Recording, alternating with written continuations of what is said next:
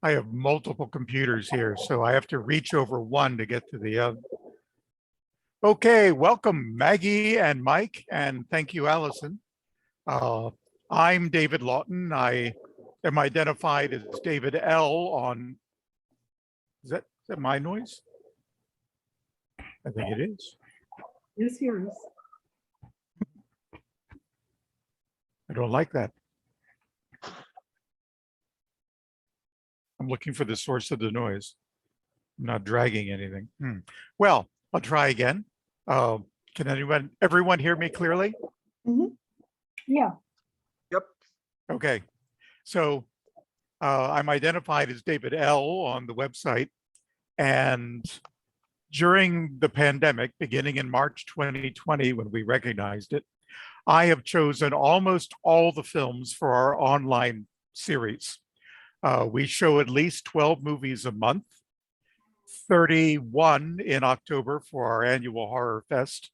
And once a month, we have a discussion like this.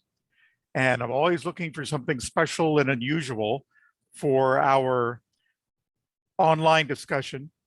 And this was one of the most unusual I've seen. It hardly fits into any recognizable genre, although most websites seem to categorize it as documentary. As someone who loves to travel, but has been staying home during the entire pandemic, I particularly enjoyed this vicarious trip to Las Vegas, which is a place I've never been. Not really a place I've ever wanted to go, but it was very interesting to see it anyway.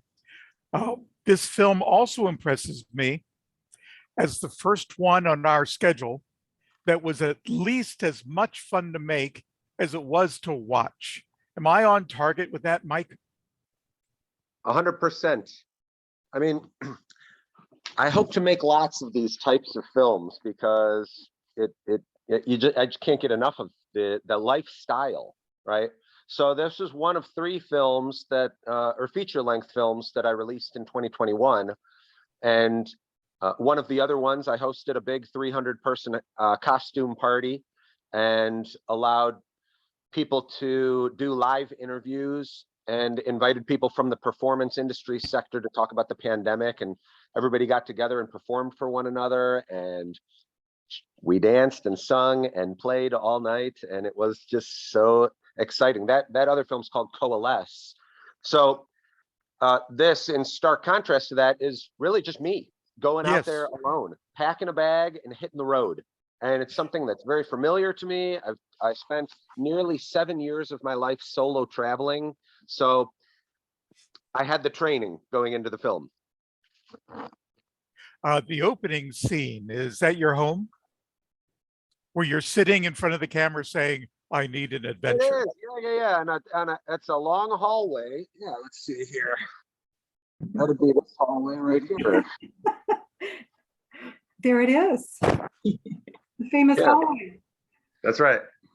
So, yeah, I live in a big old mansion in Cleveland, right on Lake Erie. And it's beautiful and historic and inspiring and haunted by love. And you couldn't wait to get out of it. How long had it? Yeah, it was waiting here for me when I got back.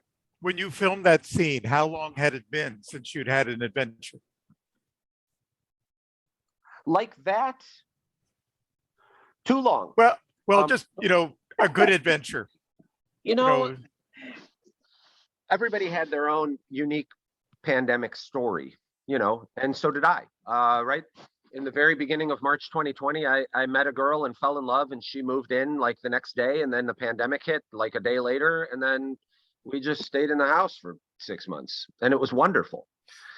You met a girl, and the next day she moved in. Literally, yeah. It was fantastic. Okay. So, yeah, you're gonna make a movie about that? It certainly can. I did a lot of shorts about that. We would do a lot of time-lapse filming.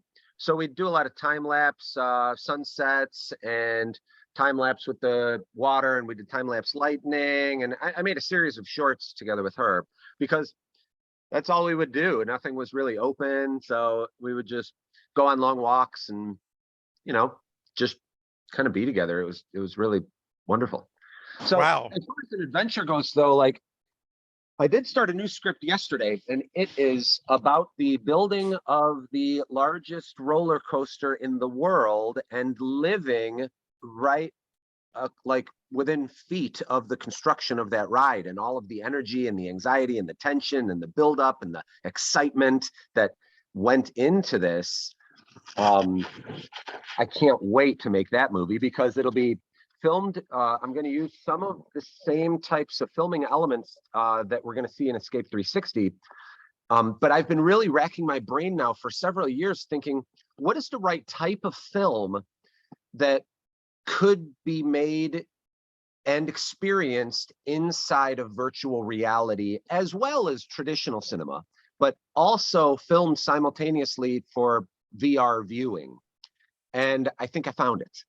And to the best of my knowledge, there is no full narrative, feature-length narrative virtual reality film that has been created yet.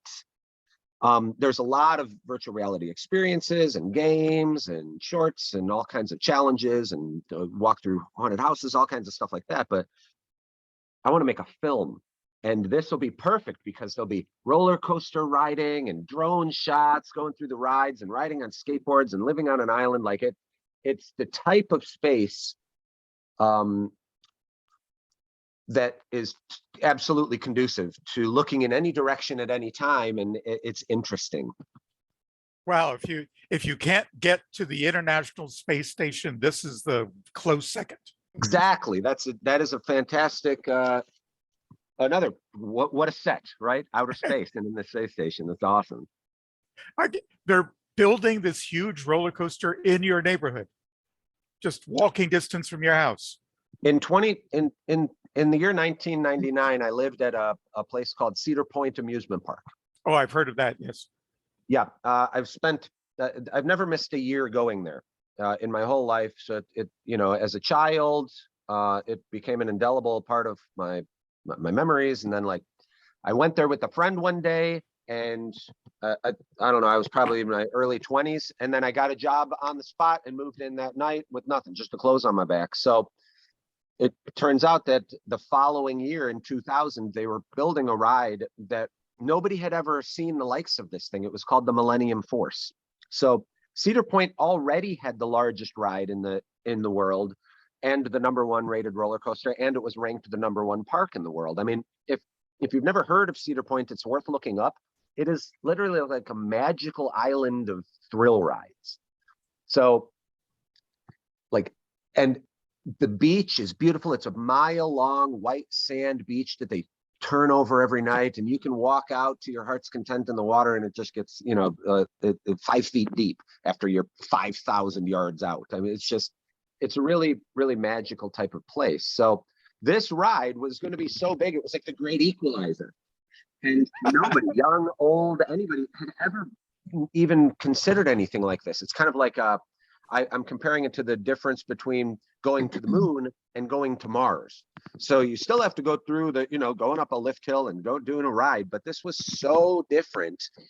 All of the specs, it broke 10 world records when it opened. So every single morning, there was an event due to the hype of this ride called the Running of the Bulls. And literally people would be at the gates, and at the moment the gates would open, everybody would just run and trample each other. Sometimes I would go and stand on top of a garbage can in the midway just to watch this rush of people go past me. And because they were crazy. Everybody was so crazy about this ride that there were people, I mean, you could see people were trembling. You could see it. People were fainting. People were crying. People were chickening out. People were throwing up just out of nerves. Like, It sounds like a metaphor for what we have now. yeah, right. Totally. So anyway, if you let me talk, I'll get sidetracked again and again and again and again and again. So, well, that's part of the fun of these sessions, but I do have an observation. You walked into Cedar Park, got a job. You met a girl, she moved in. You are Mr. Instant Success. You should buy lottery tickets. Man, I was just at the casino the other night and I had the money in my hand and the girl picked the number and we hesitated for 1 second and I would have won 3,500 bucks putting 100 bucks on 7 on the roulette table. So you're right. Don't trusting in your gut instincts and like when you're in a flow state, you got to just run with it. So I definitely during this film that we're about to see, there was a lot of flow state going on at that time. Doors were opening, like connections were happening, ideal sets of circumstances were coming to be. There were Things worked out. I noticed this as you were just walking through, and the only obstacle you ran into was one fellow in a hotel said, "Don't play the piano." It's like the only thing that went wrong during your experience. That's right. And that happens to me a lot. But whatever. I used to wear a skeleton key to open grand pianos when they just had regular locks instead of those stupid C-clamp locks that they put over the keys. And I'd break into pianos all the time. One time, it was a year before 9/11 in September 2000. And I just wrapped up that season at Cedar Point, and I was taking my girlfriend at the time to New York City for a week before she flew home.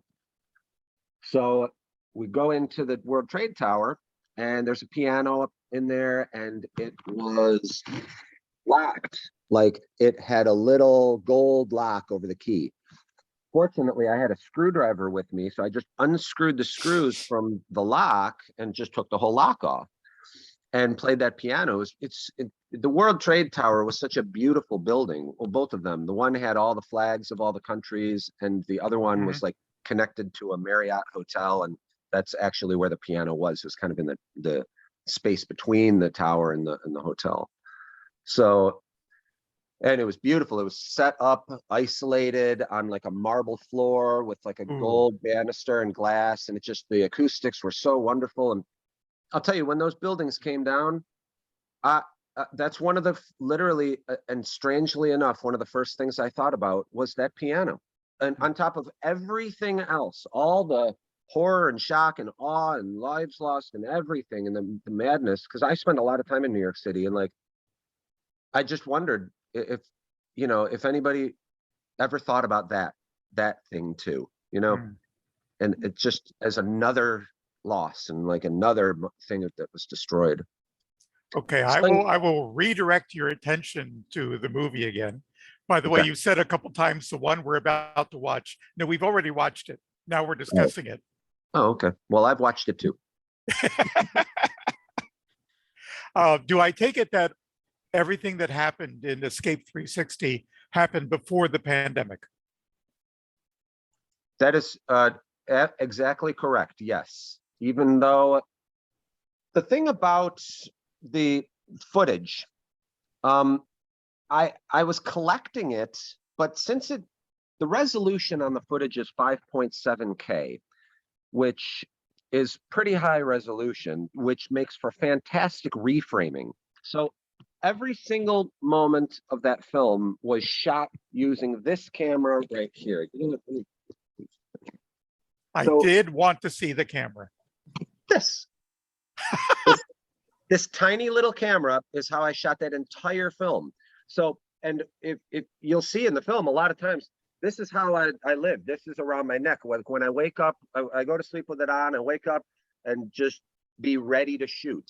I have lots of training. Like I was a photographer for a long time, and I would make sure to take a picture every single day, like writing. I write every single day, like it or not. And, as a photographer, if you get used to taking a picture every day, even if it's something that's very mundane or boring, when the beautiful thing arrives, you don't have to say, "Oh, I wish I had my camera." The camera's already around your neck. It's just part of, it becomes a habit. It's like practicing a musical instrument. Yeah, totally. You just keep your technique built up. Unless you have some reason not to, could you tell us the make and model of that camera? Of course, yeah. Well, this is an Insta360 1X. Okay, so I got this camera the day that it was available to the public and brought it on a plane to go start shooting this film that day.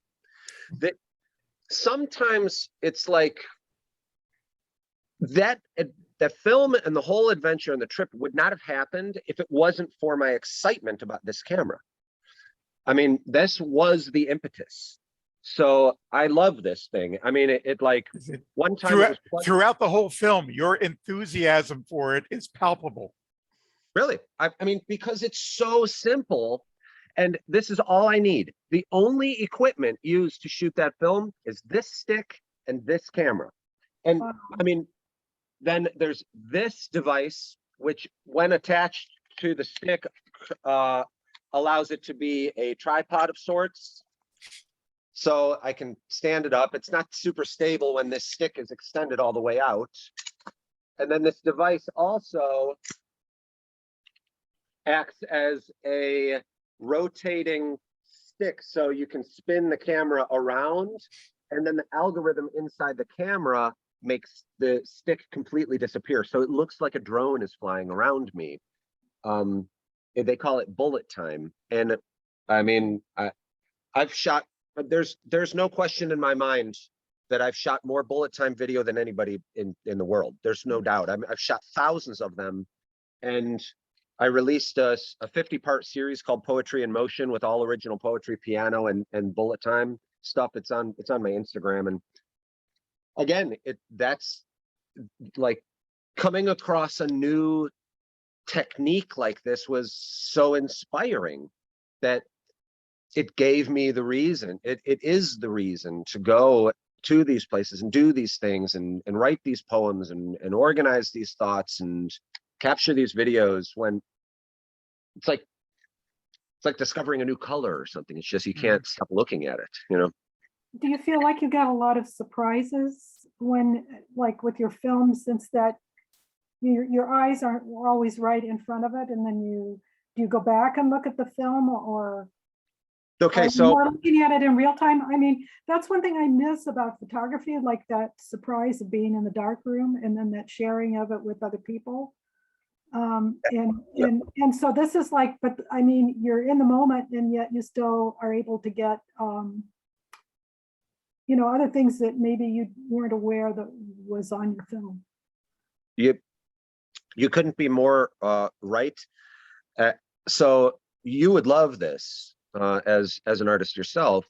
The editing process is daunting, and the reason I didn't create the film sooner is because I didn't have a computer that was capable of opening the files. The files were too large, so I had to, you know, there and again, like it was a necessity. I had to build a computer to spec and, you know, call in a favor from a tech friend and, you know, and order this thing from overseas. I could even open the footage. And then the moment I could open the footage, I never stopped.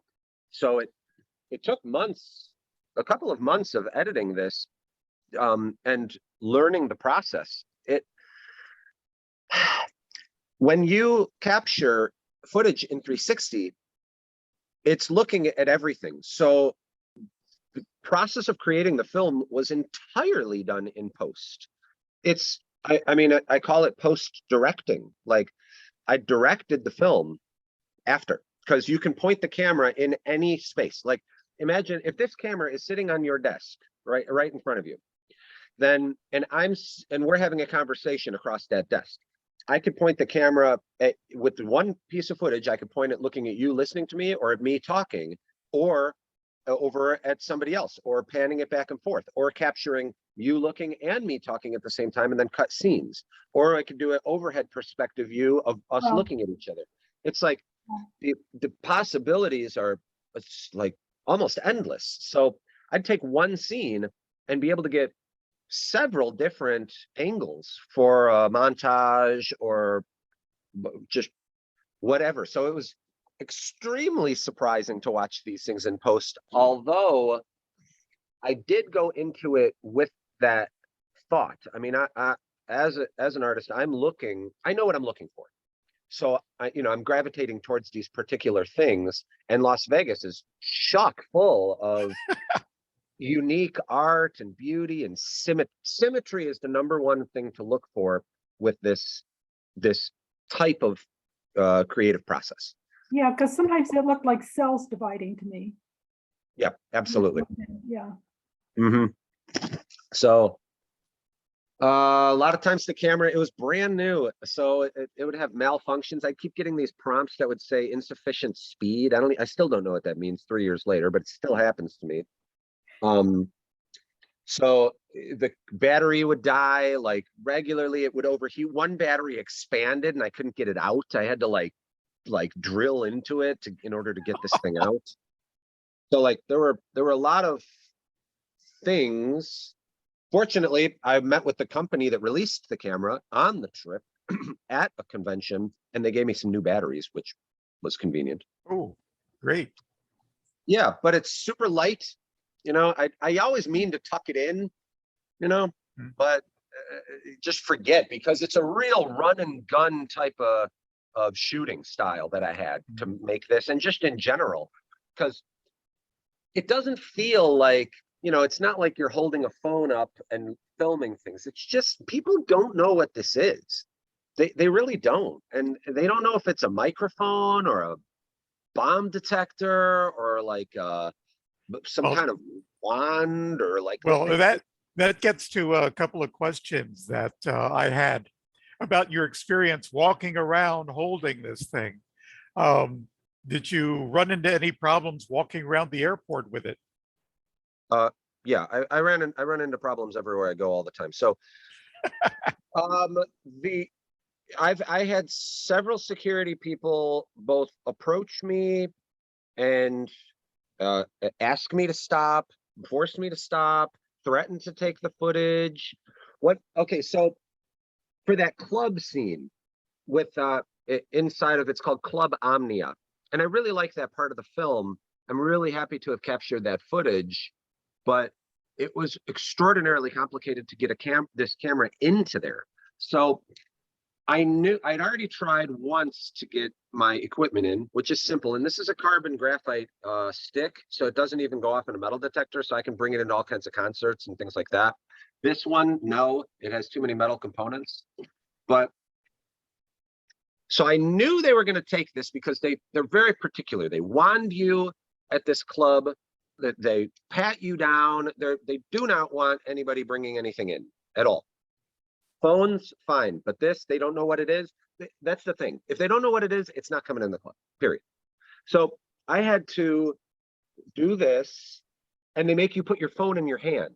So I'm going to pretend like this is a phone because I'm using my phone to talk to you guys. So I had to put the camera behind my phone in my hand when I had my hands out, and my phone is big. It's one of those Galaxy S20 Ultras. So and my hands are big enough where I could palm the camera and hide it to sneak the camera in. Unfortunately, I didn't have the stick because the footage would have been way better, but I did manage to get the camera in and get up on that balcony and then just basically hold the camera out and just hold it as still as I could. And then it's funny because like just thinking about that moment and like looking at the regular footage, it's good, but the options that the software gives you make it like otherworldly. Like when Maggie, the moment that I turned that footage into that globe, and it kind of looked like one of those like lightning globes from like the 70s, that you put your hand on, the static globes. I was like blown away. I couldn't believe that it certainly wasn't like what I thought it was going to look like. I knew it would be cool, but I had no idea how cool it could be. So that's the surprise factor Maggie was discussing earlier. That, wow, look what I got. Oh yeah, absolutely. David, I can't believe I didn't go to jail. I've been to several jails for doing things like, like playing pianos and being somewhere I'm not supposed to be, like all the time. And everything in Las Vegas, talk about the airport being on camera. Everything in Las Vegas is on camera. You're on film every step you take until you get inside of a room, So like, yeah, a lot of security guards wouldn't approach me.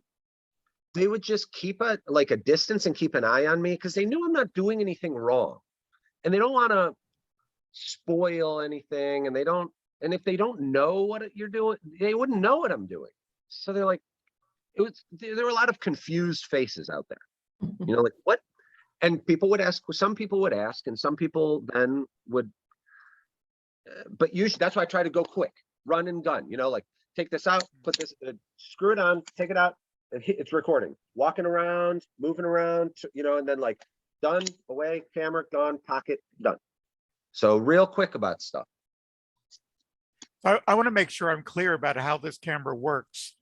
It has a fixed 360-degree field of view, and That's right. You do all the perspective changes in the computer.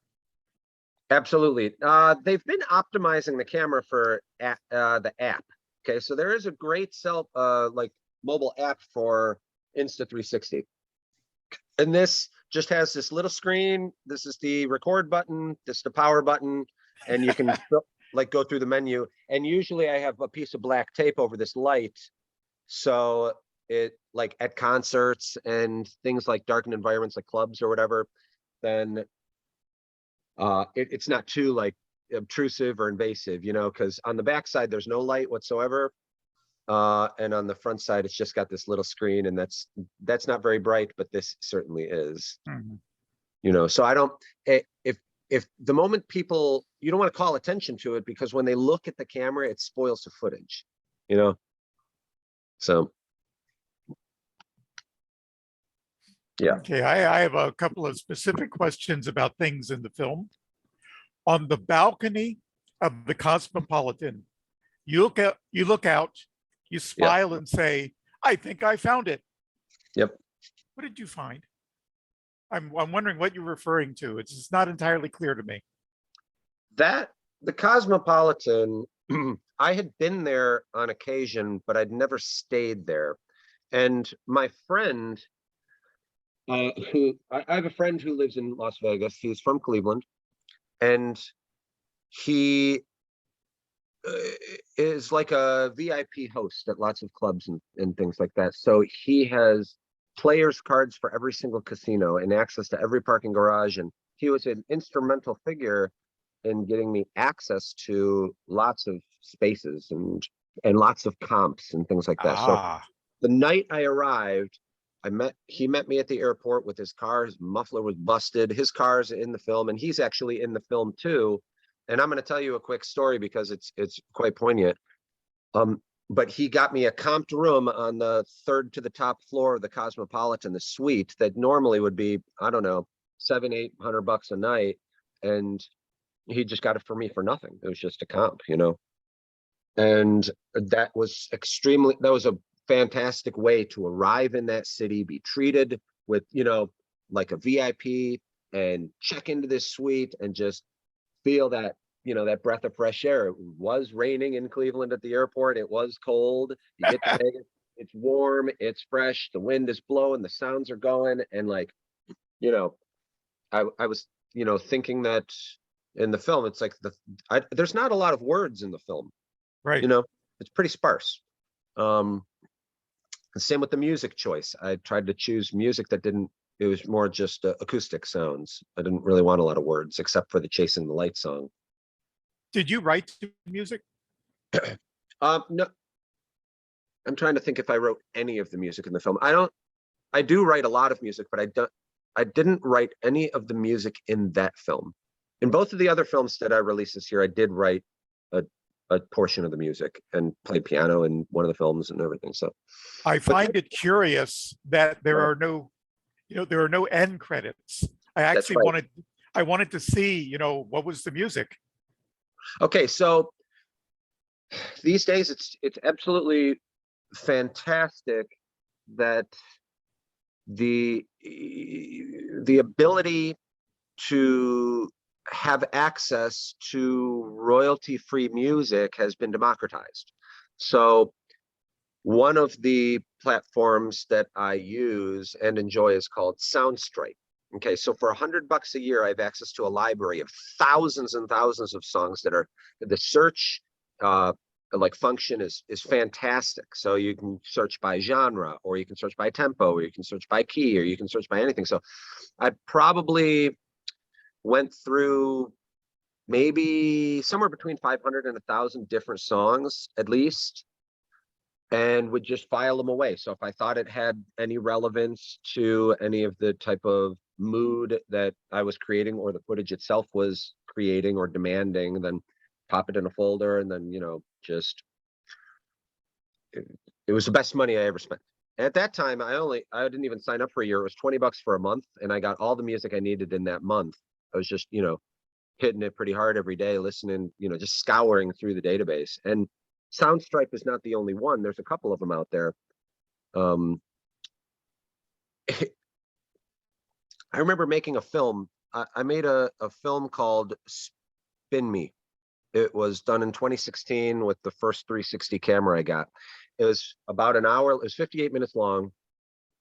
And it's all in 360. It's got about 250 plus different scenes. It's an exciting film, but it didn't, the camera, it was a little before its time because the camera didn't have the right technology for stability like the Insta360 does. It's a total game changer. The stabilization technology in this camera is unprecedented. In one scene in that film, Spin Me, I'm dancing with the cheerleader, and in the background is the song Louie Louie. And that entire film got monetized by YouTube just for the presence of that song for just a moment in the background and with bad audio. Like, so I was so frustrated by that experience. You know, and so now I made sure, absolute sure, everything I do moving forward is all royalty free or, you know, fully licensed.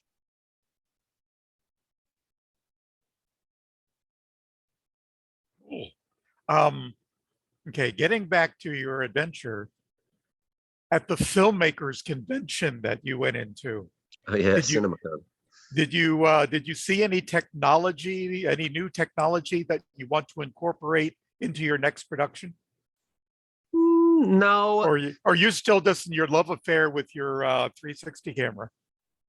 Well, I've got a really good plan for this Cedar Point film. I know exactly how I want to do it. A friend of mine is a phenomenal drone pilot, like FPV drone pilot.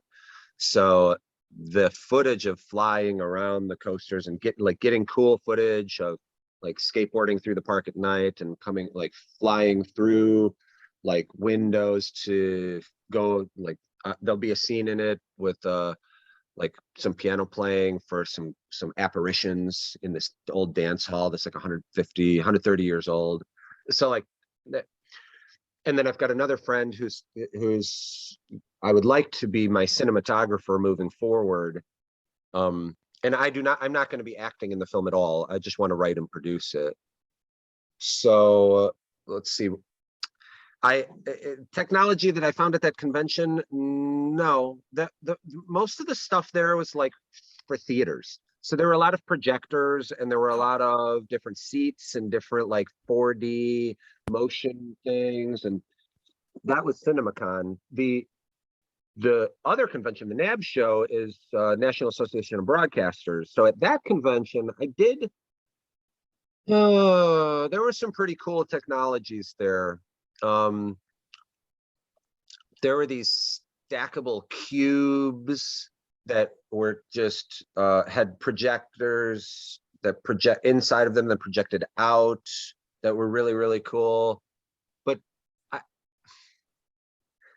this camera gives me everything I need. And then if I have a good cinematographer, you know, with traditional lenses, and then a good drone pilot, we'll be good to go. Wow. Yeah. I mean, the quality of the film is pretty good. I mean, it's sharp. Yeah. Yeah, it's pretty sharp. I was amazed. You would be blown away. Okay, so the footage, I wish I had this other piece of equipment here, but I don't know where it is right now. It's like a big clamp that you screw in, and it's got a gooseneck, like an adjustable gooseneck, and I'd screw the camera onto that and clamp it to like the the hood of the car or the back of the car or the side view mirror. And this camera would literally be like this, shaking. And the footage is butter smooth.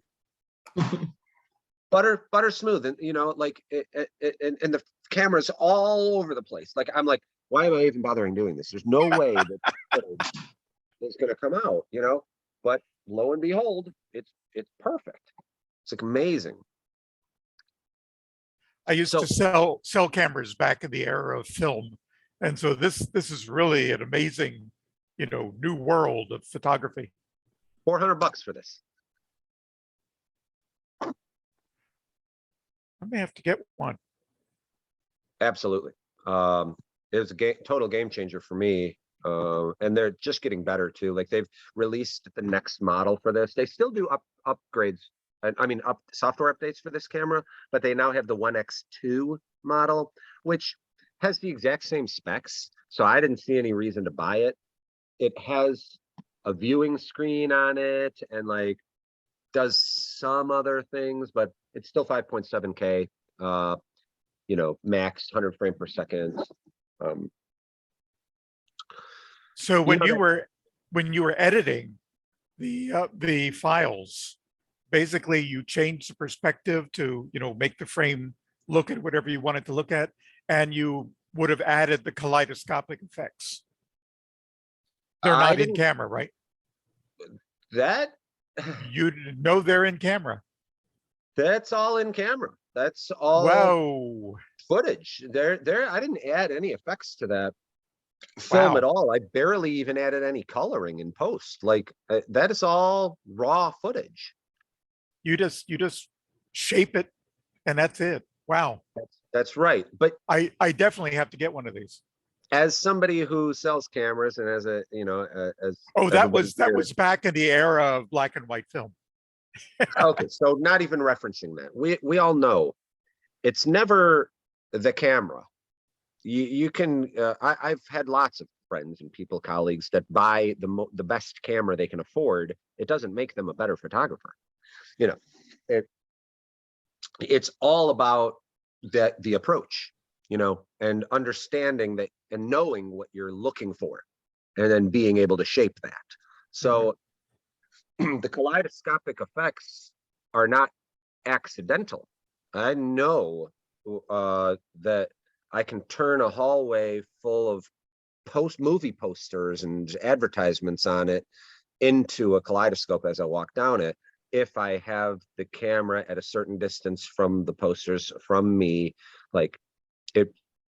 But nobody else, you would never really think that. I mean, prior to this camera, I would never have thought, oh wow, this hallway of posters really offers a unique cinematic experience. Like, it, you know, it's not like that. Well, it didn't occur to me that it would have been possible to get that effect without doing some work post shooting.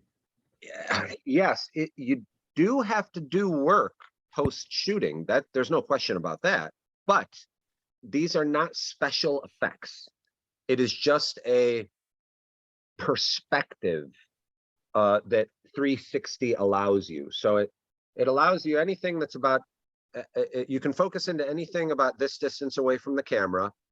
And then you can imagine that you can look at it expansively out from there in any direction, moving very far away. So the further away you get from that sphere, then the more it it does one of two things. It either makes it look like a small sphere that you're looking at from far away, or inversely, it takes everything in that sphere and unfolds it.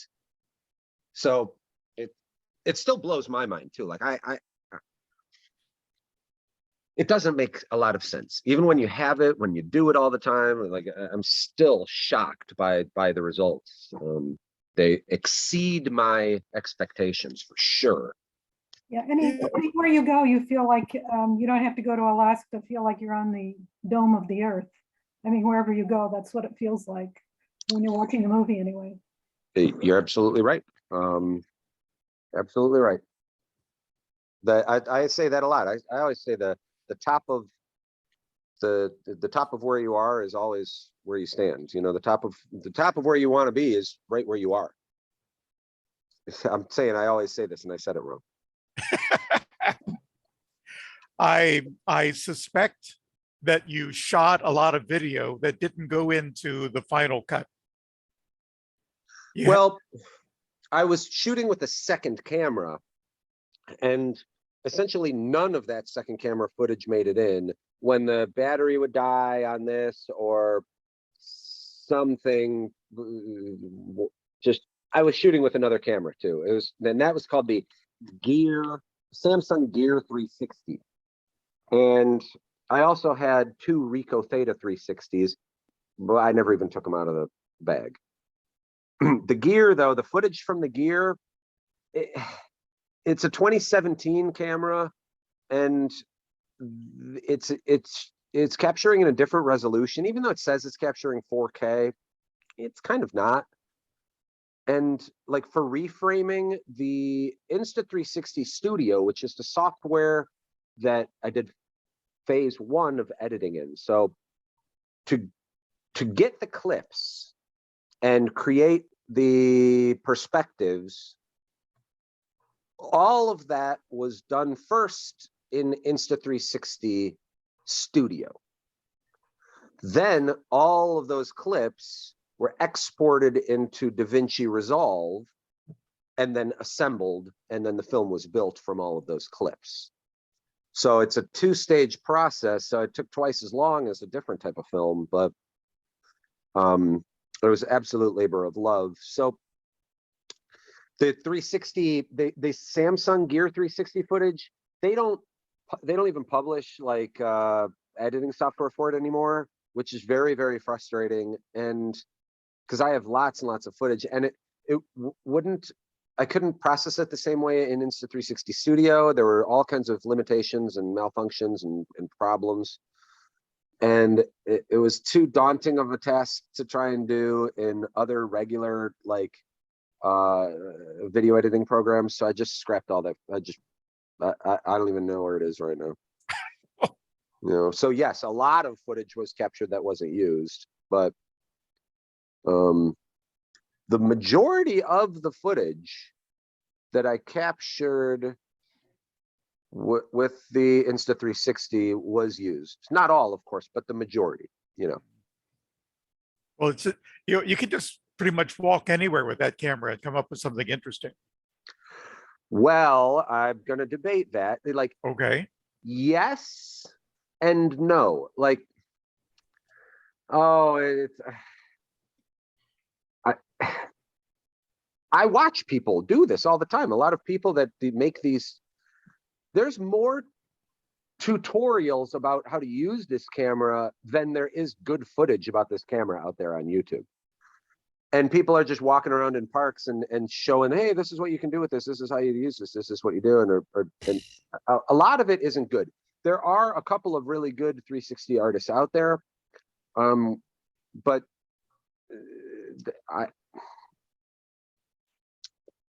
the company itself and the people using it are extremely hyper-focused on extreme sports. So most use cases for this technology, their primary competitor is GoPro, and they're doing a great job competing. Their product is, in my opinion, superior, although, so now they're going back and forth. And so GoPro has to now keep up with Insta360 because they're challenging them, you know? So, but the majority of stuff you see, if you go on Insta360's Instagram, for example, all you're going to see is people jumping off cliffs and snowboarding down mountains and, like, you know, scuba diving and all kinds of stuff like that. There's the practical use cases for this that's what I wanted to focus on, but it's few and far between. Not that everything in the film is practical. I jumped off a 1,000-story building, you know, or 100-story building. So there was also adventure and, you know, and extreme things in that film too, like the race car driving. I'm driving that car fast. It tops out at 122, and I probably drove it at 120 for at least 3 hours, for sure.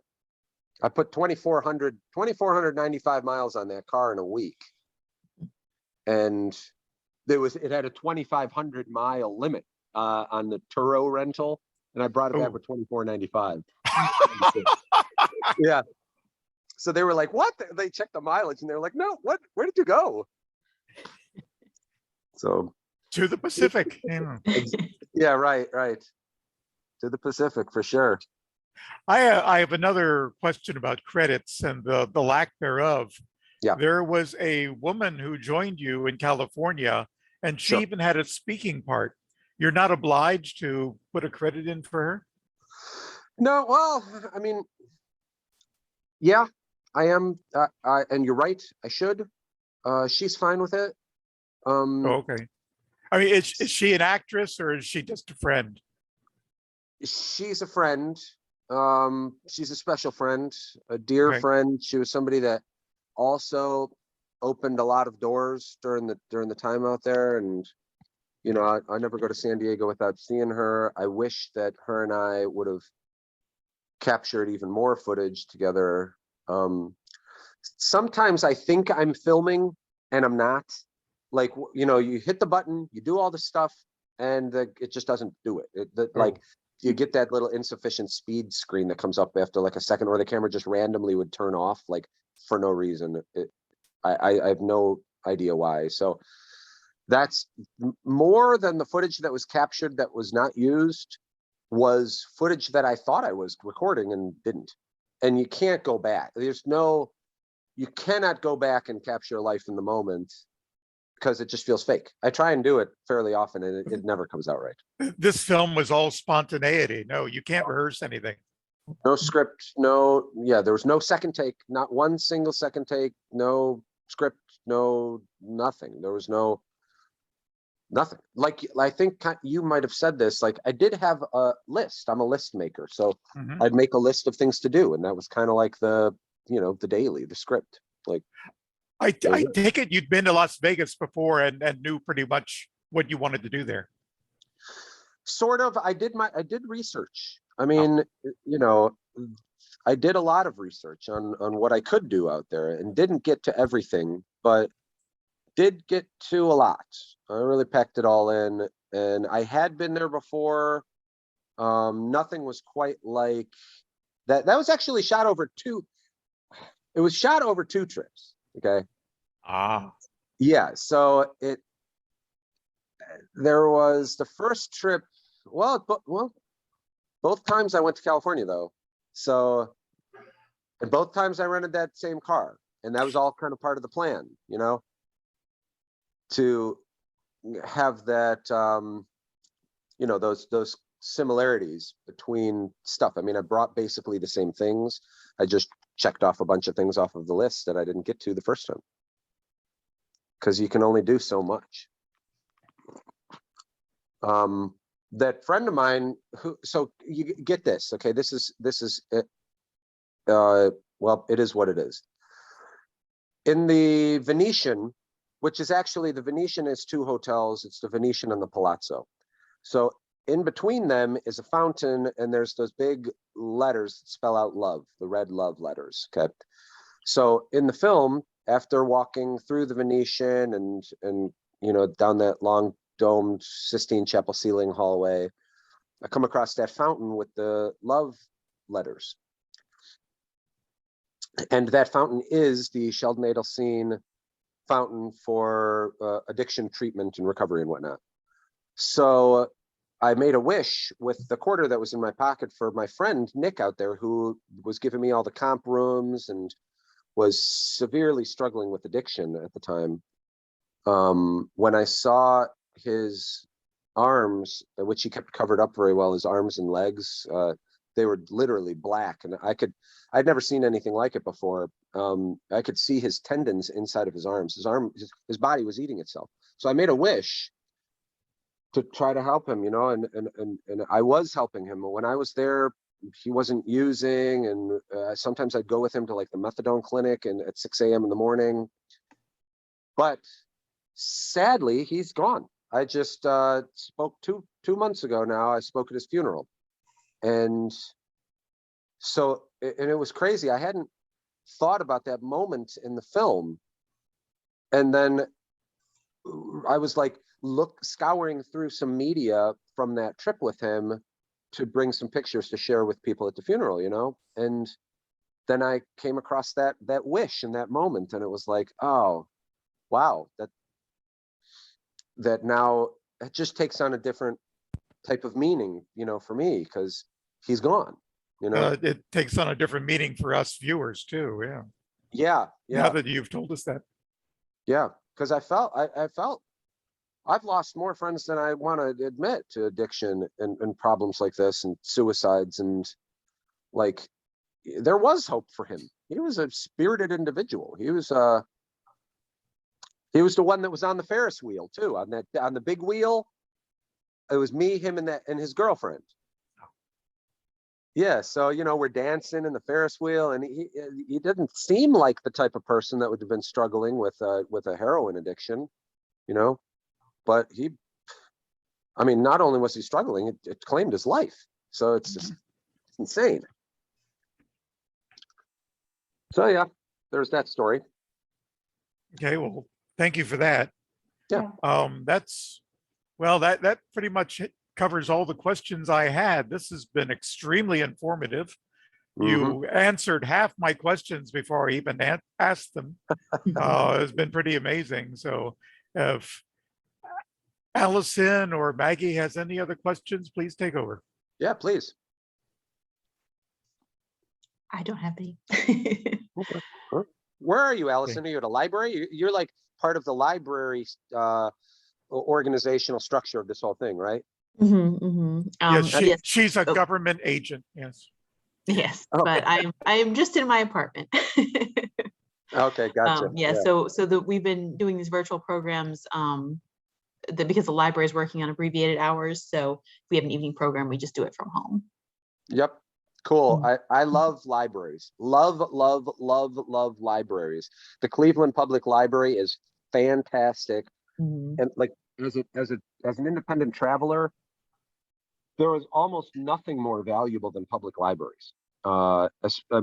Traveling oftentimes flat broke or working jobs to get from place to place, like libraries were essential for communication and checking emails, you know, and like just I remember sitting next to a girl at a library in San Francisco when Facebook just came out, and I'm like, what are you doing, you know? And she's like, oh, it's this thing called, you know, Facebook. And I'm like, well, I want to sign on. I really wanted to sign on because the girl was super cute and I wanted to, you know, be friends with her. So it turned out at that point in time, you needed a valid college ID. And at that moment, I wasn't enrolled in any colleges. So I called a buddy, man, what's your college ID? You know, what's your college email? That's what I meant to say, a valid college email, because then that's how they would verify you. So I signed up with his email. He sent me the sign-in link and code from, you know, to my email. And so I was able to get in the platform because I kind of rogue illegally, you know. But libraries are freaking amazing. I love them. I think it's fantastic that you're a part of it. Well, thank you. I like them too. The whole book thing, I'm not so sure how much longer that's going to last. But the idea of libraries and the sharing of information and the public space for that, phenomenal. Yeah. So Maggie, what are you up to? Not much. I'm retired, and I actually do live in West Virginia. So, and I just moved here, so I'm having a little trouble getting used to the cold. And I need an adventure because I am a person also that's addicted to adventures. So, yeah. Well, there's a lot of adventure up here, I'll tell you. I guess you gotta ask yourself, the adventure will come to you as soon as you know exactly what type of adventure you need. Then it'll just find you. Good advice. Yeah. Yeah. All you got to do is decide on what the adventure is. Right. You know? Sounds like there may be a beach in your future, you know. Maybe so. Yeah. Cool. So yeah, the next film will be coming out soon. I was in Times Square New Year's Eve 2020. and did a 2-week trip to New York and filmed the whole thing. So it's not, I don't have quite as much footage as from the Escape 360 trip, but it's all processed and ready to go. And the Times Square stuff is really cool. And the fact that so soon thereafter, the pandemic started in New York City, you know? So like being, the whole experience was extremely surreal, and there was a series of events that unfolded that led to many very opportunistic things happening, and I was able to capture a lot of them too. So, but it's amazing to think how that place has changed now. Like it's just the more I keep hearing, New York got the worst of this whole thing. I think they got the worst of it in the whole world. You know, just the outbreaks were starting there in the beginning, and like the closures, and like the people just being trapped in their tiny little spaces, and like the way the fallout from it, and the public reactions, and like the ups and downs, and now these new mandates, and like it's just it's amazing. Part of me wants to be there, and the smart part about me won't go anywhere close to there.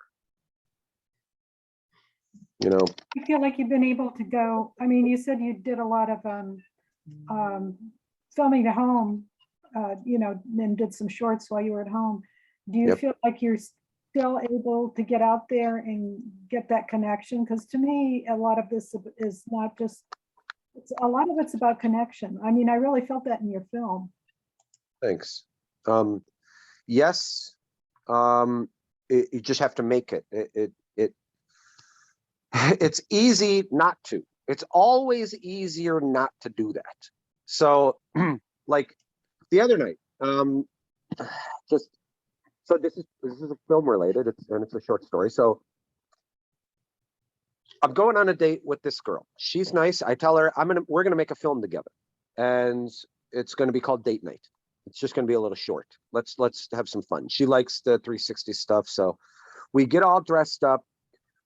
We're gonna go to one of these candlelight jazz things that I've been seeing on Facebook, and so, and it's a Stevie Wonder tribute, and I'm thinking the candle lights are gonna be so cool with the 360. It'll make us look like we're in like a little world of candles. They have like over 1,000 candles that they have. They're not real candles.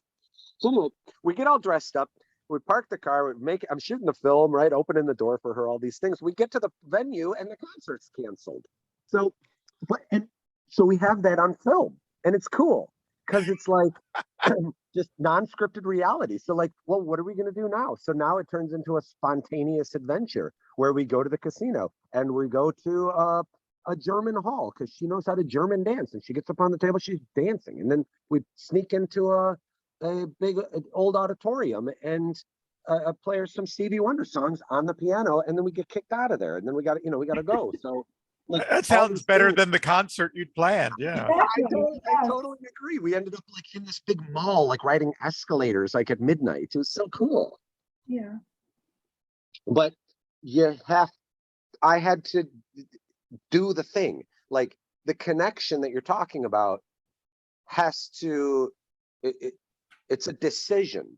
It's not, even amidst the pandemic. I think that might be kind of what your question is. Like, so even amidst the pandemic, it's still just simply a decision to do it.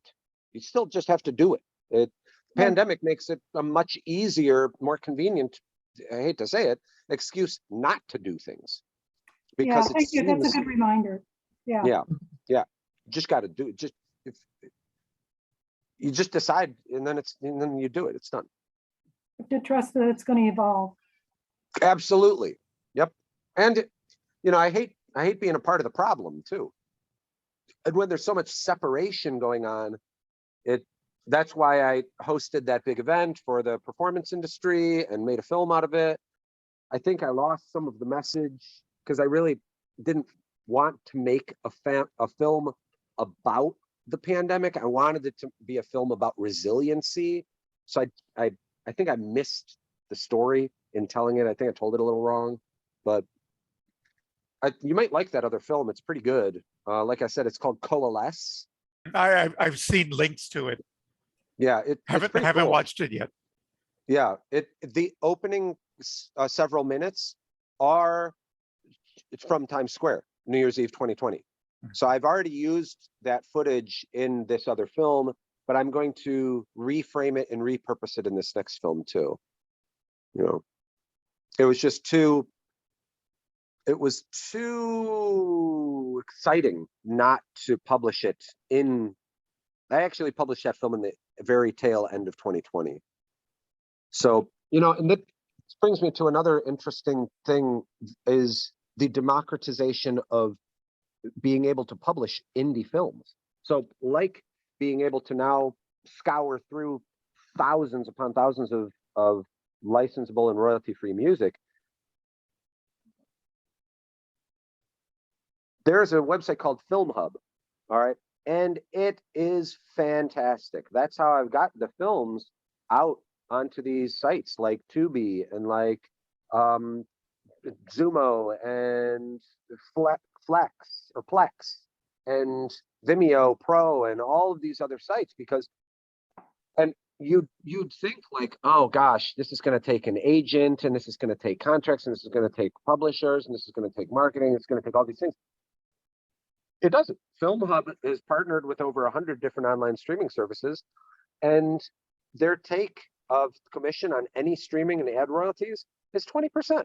80% goes directly back to me, and it's phenomenal. So it's a fairly rigorous process to upload and submit everything. You've got to do all your own tagging and ad break, chapter breaks, and titling and posters and your synopsis and like. It has to be in very particular formats, or they won't even allow it to be uploaded. So there was quite a learning curve, but it essentially enables the indie film scene to be dramatically enhanced and expanded, you know. Well, that's worked out for us because we're always looking for unusual indie films, and Yep. they're coming online all the time. I watch Yep. as many as 50 a month to choose titles for our schedule. Cool. Actually, Cool. it's not always cool. Some of them are Oh. terrible. Yeah, I've got some. I have indie filmmaker friends too, and I watch their stuff, and I'm like, oh god, do I have to watch another one of these? But I've reached the point where quite often after 10 minutes, I can say, this is crap, and I'll turn that off. But well, I watch as many as 50 end to end every month. okay, nice. Hey, Yeah, did you get your YouTube channel back? You said like something happened. that's a question for Allison. It is coming back. It is, they've gotten some things back up and they're slowly building it back up. So, Oh, good. Yeah, So, yeah. that's a nightmare when that stuff happens. yeah. Yeah. You know, this series of monthly discussions online is actually a side effect of the pandemic, because we were going to have a discussion last February. That was our first one. And it was for a wonderful, weird little indie film called Sita Sings the Blues.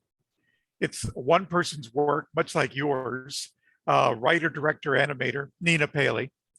And I had this vagrant thought. It was just going to be the members and a moderator from the library. And I thought, well, we're all stuck at home. Why don't I contact the director and see if she'd like to join us? And literally, she wrote back, said, well, I'm stuck here at home during the pandemic, so sure, I'm available. Yeah, And yeah. we've had like 11 of these sessions now, and I'd say at least half of the directors have said, well, I'm stuck at home, so sure, I'm available. Once Nice. we get this under control and people can go and travel and be off shooting their films, they won't be available anymore. Mm-hmm. Mm-hmm. Yeah, you're right about that. There is a new level of accessibility to people right now. Yeah. Cool.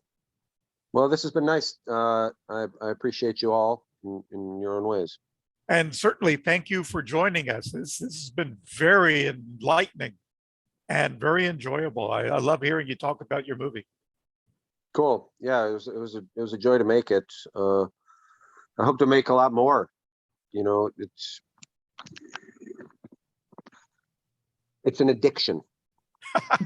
And a healthy one, I think, so.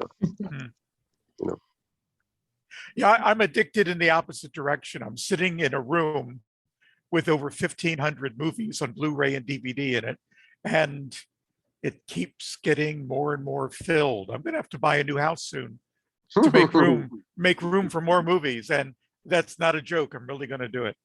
Well, I'll contribute to that best I can. Thank you. It's Yep. Great. exciting. Yes, thank you so much, Mike, for joining us. This has been really great. Absolutely, my pleasure. I'll look forward to watching this someday in the future. Yes, this will get on our YouTube channel and will not disappear. Cool. Cool. And thank Yeah. you for moderating, Allison. It was good to see you. Good to see you too. And good to see you, Maggie.